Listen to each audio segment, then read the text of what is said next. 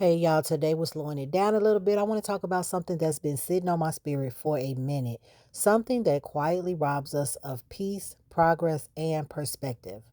You've heard the saying before, comparison is the thief of joy. But I don't think we realize just how true that is until we look at how many of us are living lives that look blessed but don't feel like it. You ever scroll through social media, see somebody on vacation, new car, new house, new relationship, and suddenly you start questioning yourself? You were just fine 5 minutes ago, feeling cute, sipping your tea, and now you're wondering if your life is even moving. And I get it because I've been there too. That's the sneaky part about comparison. It doesn't always come loud, sometimes it whispers. It starts with, that's nice for them. And it turns into, why not me? Before you even realize it. But here's the thing, your journey is not supposed to look like theirs. You're on a path that's tailor made for your purpose. So the moment you start measuring your steps by someone else's stride, you start walking away from what was meant for you. And social media, oh, it's the biggest comparison trap of all. Everybody's curating perfection. They'll show you the luxury bag, but not that credit card bill. They'll post a happy anniversary, but not the silent tension. They'll show you the family photo, but not the arguments that came before the camera clicked. We see people's highlight reels and start doubting our behind the scenes. But life ain't edited. Joy doesn't come with filters. And let me tell you something. Joy doesn't mean everything's perfect. Joy means you've made peace with what isn't. Now, I've had to catch myself in moments of comparison too. There were times I look at other women and think, wow, she's really out there living her best life. Meanwhile, I was building mine piece by piece, quietly, intentionally, and didn't even realize how far I come. That's the danger. We forget to look around our own life. Because when you're too busy watching someone else's blessings, you'll start resenting your own. And here's where I want to go deeper. Sometimes we pray for things, and then once we get them, we forget that they were once what we asked for. We pray for a new job and then complain that it's too demanding. We pray for a relationship and then get frustrated because real love requires communication. We pray for growth and then get mad when we're stretched. See, blessings don't always come wrapped in comfort. Sometimes they come with challenge, responsibility, or inconvenience. But that doesn't mean it's not a blessing. It just means it came with purpose. We'll ask God to elevate us, but forget that elevation requires pressure. We'll ask for more money, more success, more peace, but forget that more always means more to manage. And when we start comparing what we have to what we think others have, we start cursing what we prayed for. You can't attract more if you don't appreciate what you already received.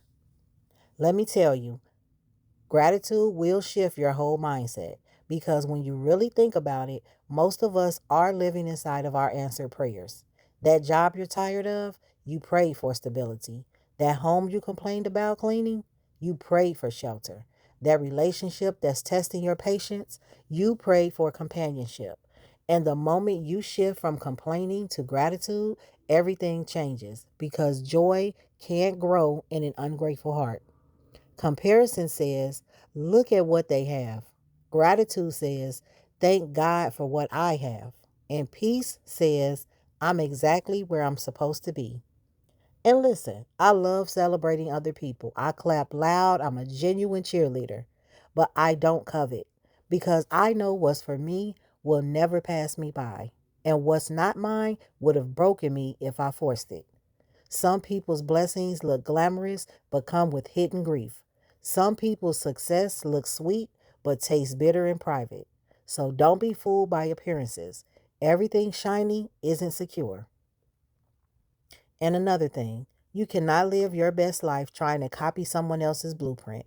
You can be inspired, but you can't duplicate it because your journey, your story, your voice, that's your divine fingerprint. Nobody else can do you like you. Nobody else can do you like you. And can we talk about how exhausting it is trying to keep up? Every trend, every new thing, every must have, please. Soft life is not about spending, it's about savoring. It's about waking up grateful, showing up intentionally, and resting without guilt. So let me free somebody today. You don't have to have it all figured out. You don't have to be at your peak right now. You don't have to compete with anyone. You just have to stay grateful and consistent because consistency creates confidence and confidence cancels comparison. When you start appreciating the things you prayed for, even the hard parts make sense. You stop complaining about what's heavy and start thanking God for the strength to carry it. Because the truth is, growth doesn't feel good while it's happening, but it's working for you when it hurts, even when it hurts. Comparison will have you hating your pace when it's actually protecting you.